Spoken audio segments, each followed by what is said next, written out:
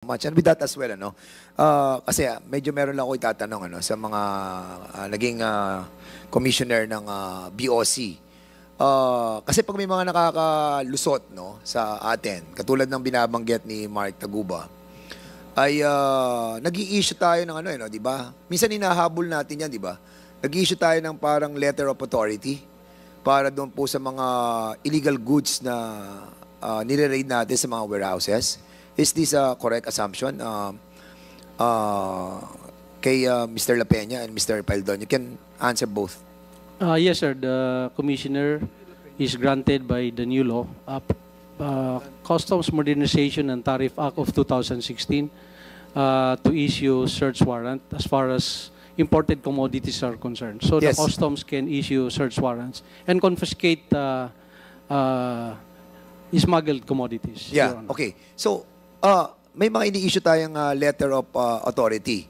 Tapos, kapag nakita natin na yun nasa mga warehouses na yon are illegal goods, nag-i-issue tayo ng warrant to seize and to destroy.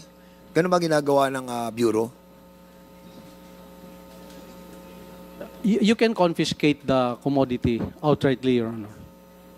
And depending on the type of commodity, let's say in my time, sir, if I may, the importation of fake cigarette seals that were actually used for local manufacturers in their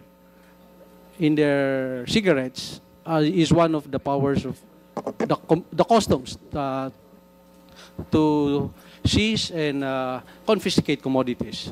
Those are just ones of the... So yung mga confiscated na mga goods, yung mga illegal goods na nako-confiscate because of the warrant that are being issued by the BOC, how can we be sure of na hindi yung po bumabalik sa market na lahat ng mga goods na nako-confiscate ay napapapunta po doon muli sa BOC or ito po ay talagang dinidestroy?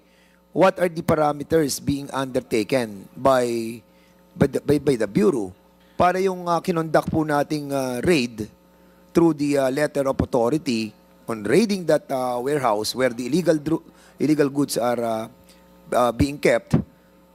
Anong assurance ng taong bayan na hindi po ito bumabalik doon sa black market, kumbaga, sa mga suki buyer na pinalusot? Kasi usually, di ba, katulad nung sinasabi natin sa mga illegal drugs na yan, di ba, minsan hindi naman talaga sinusunog lahat Yung hindi naman dinidestroy lahat, di ba? So what are the parameters? The disposal of some commodities, the authority to dispose it or how to proceed after the confiscation is no longer under the authority of the commissioner. It goes to the secretary level, and Secretary of Finance. That's where the BOC is under. So for like perishable items, talagang let's say sibuyas, nabulok na yan doon sa pier, pinoprocess pa yung disposal niyan. So there's specific parameters of how these commodities are being disposed of. But for the recyclable, let's say for the cigarette, hindi mo yan basta-basta lang itapon kasi yung shelf life time niyan is mahaba. So even the highest government, meron siyang power to address how these confiscated commodities are to be disposed of. So hindi lang talaga commissioner lang, Your Honor. So, dito sa mga raids that are being or were being conducted noon before, meron na bang naging successful yung mga kinasuhan natin? Kasi in the first place, dapat, di ba, kung nag-raid tayo, tapos na-confiscate natin yung mga illegal goods sa isang warehouse. So, dahil nga, nandun siya sa warehouse, illegal goods siya, meron na bang nakasuhan sa BOC? Because nakalusot lumabas nakarating sa warehouse And we have numerusa, marami tayong mga raids that were conducted that was issued by the commissioner ng letter of authority para mag-search ng mga illegal commodities So, nakita natin, napatunayan natin na maraming mga illegal goods. So, meron bang kinasuhan sa BOC because of that? Sige, sir. Your Honors, during my time, the biggest, let's say, success the BOC has achieved was the payment of 33 billion pesos to the Philippine government as a result of our raid. Commissioner, yung tinatanong ko po, kung merong kinasuhan sa BOC, kasi nakalusot eh. Halimbawa, Yes, sir. kotse, Yes, sir. nakalusot. May kinasuhan po ba? Yes, sir. Yung Mighty Cigarette, we raided that, we filed a case, and they settled to pay the government 33 billion pesos. That's the biggest during my time. Aside from that, kasi siguro we need to find out, no?